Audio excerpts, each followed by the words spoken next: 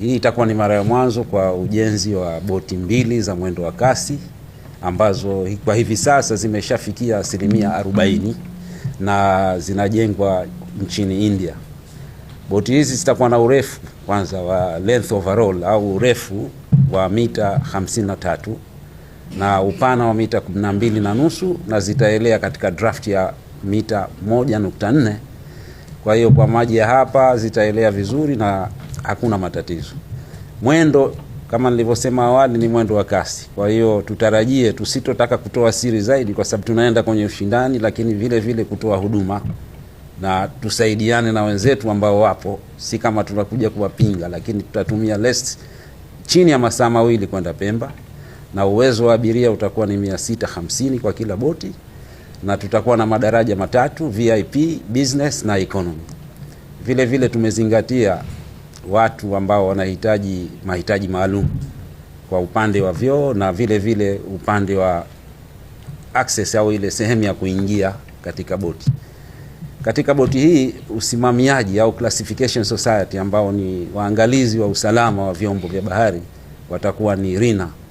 RINA ni Italian company ambayo imeanzishwa na 1861. Kwa hiyo wana experience kubwa sana katika usimamiaji wa kila hatua ya ujenzi wa boti kwa upande wa usalama, ukizingatia vile vile umadhubuti na uimara wa vifaa vyote vinavyotumika katika boti.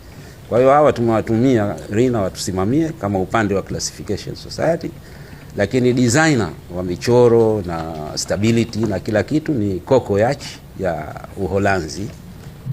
Alafu main engines zitakuwa ni MTU ambazo zinatengenezwa Germany, na engine ya mwanzo kwa kuondosha wasiwasi ya MTU ilitengenezwa mwaka 1913. Kwa hiyo hii MTU ni German engine ambayo ni Motoren Turbine Union kwa urefu wake. Najua Sheikh Karim hapo tutataka kujua zaidi. Na nini kitakuwemo katika hii boti cha ziada? Tumezingatia stability au uhimili wa bahari.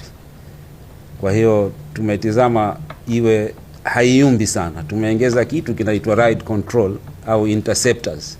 Hizi zitakuwa zinafanya kazi automatically.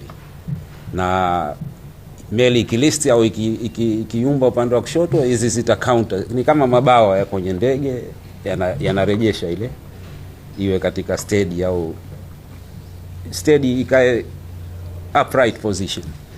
Kwa hiyo hichi kitasaidia hata sea sickness kwa abiria, kupunguza kutapika na kila kitu. Tumeshafanya ziara mara 2 kuangalia ujenzi unavyoendelea, na tukijaliwa mwisho wa mwezi huu wa Januari tutaenda pamoja na katibu mkuu wa wizara pamoja na technical manager wetu kwenda kuona ile progress, na tutabahatika kwamba watakuwepo hawa designers ambao wanatoka Uholanzi, watakuwepo na RINA Classification Society watakuwepo.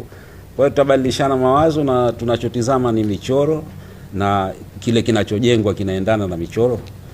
Na kikubwa ambacho tulikifanya, namshukuru sana Mheshimiwa Waziri kwa sababu alikuwa anatuongoza vizuri sana. Tulibahatika kwamba hawa wajenzi baada ya kupata ile zabuni walikuja hapa na tukafanya nao safari kwa kutumia vyombo ambavyo vipo hapa sasa hivi vya mwendo wa kasi. Tukaenda Pemba, tukaenda Dar ili wapate kuona nini, waone ile hali ya hewa, mawimbi mita ngapi, upepo, current hiyo, na mazingira ya abiria wanavyoingia na mizigo kwa mazingira ya kwetu. Kwa hiyo hawa walikuja pamoja na designer. Kwa hiyo itatusaidia kwamba wameona ile hali halisi na nini tunatarajia kutoka kwao. Hiyo ni kwa ufupi.